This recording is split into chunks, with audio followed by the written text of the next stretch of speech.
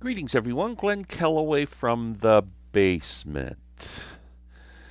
Today, I want to do a video I'm going to call Girls Just Want to Have Fun. And I'm hoping this is going to turn into a thread.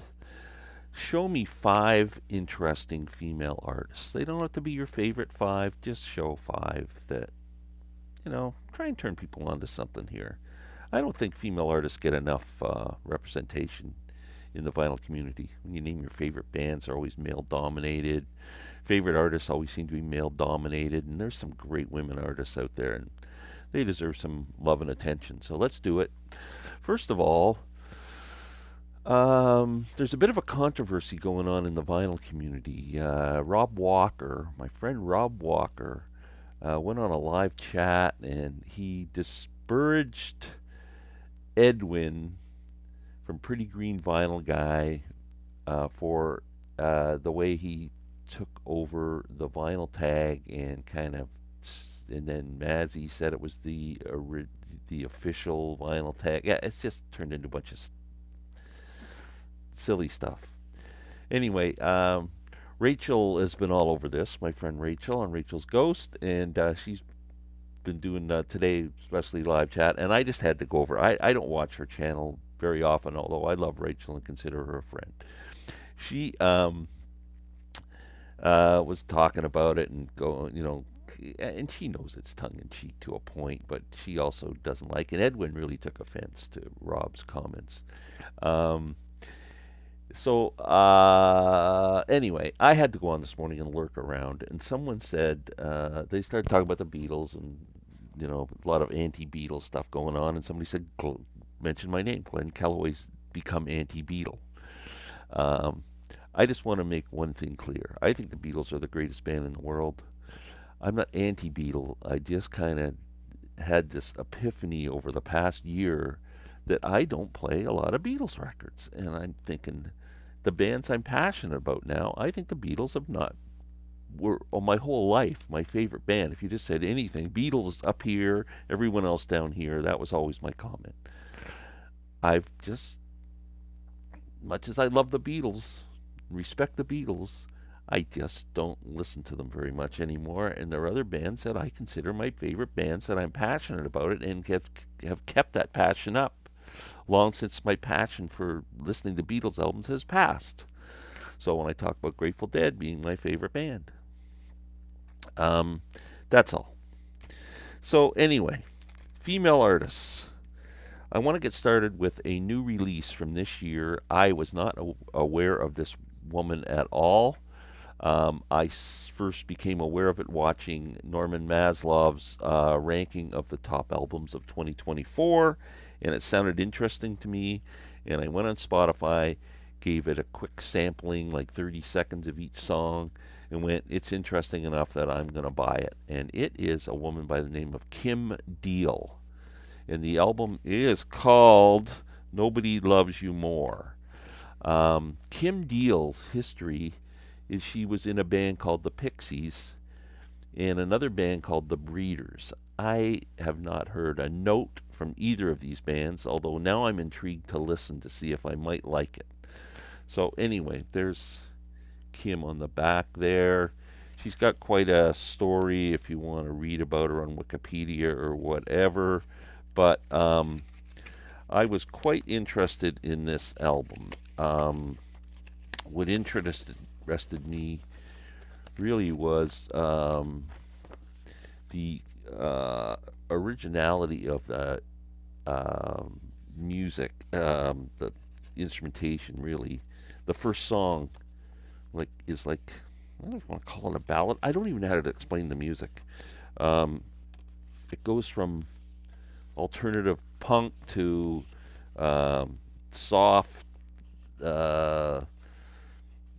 orchestrations, and it's very interesting in that regard. Um, there's like the first song, it's got the strings and everything, and it almost sounds like a crooner song, and then all of a sudden this brass comes in and just sounds so dissonant or something to the music, but it just works. It's really cool. And I've listened to this album now probably 2, 3 times, and each time I've listened to it, I've liked it more. It's really, I think she did a great job on this. Musically interesting, lyrically interesting. She's got a good voice. It's eclectic in terms of, like I said, there's some couple of like punky alternative songs, and then there's some softer stuff and some folky stuff, some pop stuff, some rock stuff. But Kim is the real deal. Let's put it that way. Kim Deal. I'm really loving this album. If I was doing my ranking for 2024 again, it would be in a battle for maybe second spot, I think. Great, great record. Kim Deal. So that's where we're going to start. Next, let's move into a jazzy thing. This is one of my favorite albums of all time, and if you have a SACD player or anything, it's probably the best sounding disc I have ever heard in my life, and it's a woman by the name of Patricia Barber, Cafe Blue. What a great record this is. Even if you don't have an audiophile system or something, her recording sounds so good. And she is a jazz pianist from Chicago. And this album is really, it's almost like psychedelic jazz in some ways. It's trippy and sparse instrumentation, like piano, guitar, and bass, pretty much. And she lets the guitar player play these wicked kind of weird leads and stuff. It's just, I don't know how to describe it. She does a cover of Ode to Billy Joe on here, the Bobby Gentry hit, which is really good. And anyway, this is just a great frickin' album from Patricia Barber. I got to see her once at a small intimate place called Hughes Room in Toronto, and she was really good, just with a trio. This was her latest album called Clique, which is also good. She goes from, it's jazzy, but just a bit on the quirky side. So big fan of Patricia Barber's. Next, let's do one of my favorite artists, has been now for probably 5 years or more, is Lydia Loveless. Now, there's Lydia there. She again was kind of an alternate punky. You can tell just by a look, the attitude she's got there. This is there was a documentary made of her, which I think you can watch for free on like Tubi or one of those Roku or one of those free channels. It's called "Who is Lydia Loveless?" Check it out; it's really good.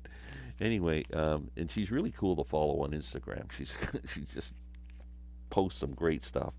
And anyway, I am a huge fan of Lydia's. This is a great album. This is a great album too, called Real, one of her best albums. And of course, she autographed it for me on my 70th birthday, which is really cool. My favorite Lydia Loveless album is called Somewhere Else, but I cannot get this on frickin' vinyl. Maybe I can go on Discogs and find it, but man, this is hard to get on vinyl.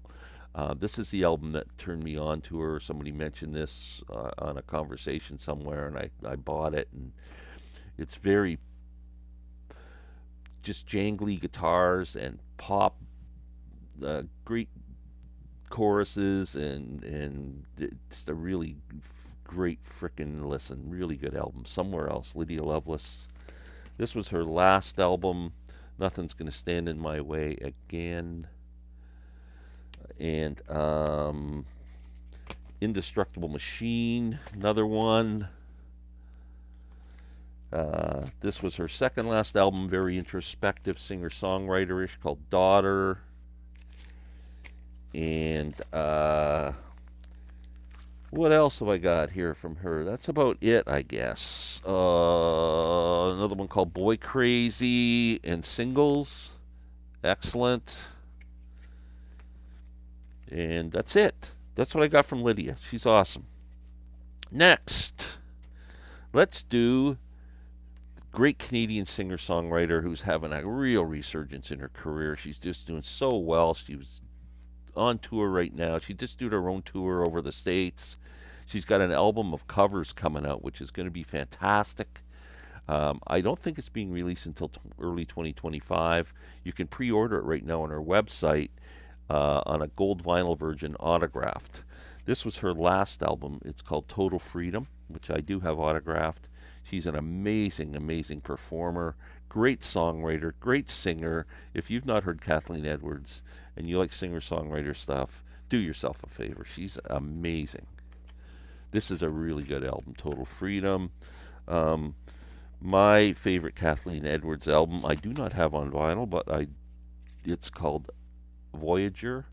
This was written after a breakup. It's kind of all about, you know, just getting away from it all and recovering from, heartbreak and whatever. But it's a really good album. It's called Voyager. Um, Fantastic stuff. Another great album, Asking for Flowers, where the title song on this is one of my favorite songs of hers, Asking for Flowers. And of course, Back to Me is another great record. Back to Me is kind of a bit of a rocker. When she plays in concert, she usually plays with another guitar player. She plays acoustic guitar. She plays with another guitar player and a keyboard, and they rock out pretty good for a trio. Sometimes she's just a great performer and a great personality and a great songwriter. Kathleen Edwards from Stittsville, Ontario, just outside of Ottawa. And last but not least, another jazz artist who I think is one of the great musicians on the planet. And her name might be Hiromi. And there she is there with a jazz harpist. I mean, one of those big giant harps like Harpo Marx played. He plays jazz on it. It's incredible. I actually saw this show live in Montreal. Hiromi and Edmar Castaneda is great. Edmar's actually been doing some stuff with Bela Flack, which is kind of cool. But Hiromi is just an amazing. Look at her. You can tell by her look there. She is just the most bubbly, energetic performer. It's unbelievable to watch her play. It's like Jerry Lee Lewis meets Chick Corea or something. Um, this is one of her latest albums, Sonic Wonderland. Fantastic record. Fantastic. I urge you to give this a listen. Great, great album. A couple others. I have quite a few of her CDs. I didn't bring any out, but she also had a band she called Hiromi Sonic Boom, which is pretty kind of jazz rock fusion kind of stuff. But there's Hiromi. This one's called Time Control. This one is called Beyond Standard. Um, but if you're into something a little different in instrumental music, check her out. That's 5 artists that I love, that are kind of interesting, a little different than talking about Stevie Nicks and Janis Joplin and all the kind of the big names. So anyway, let me know what you think, and we will be back soon. Take care.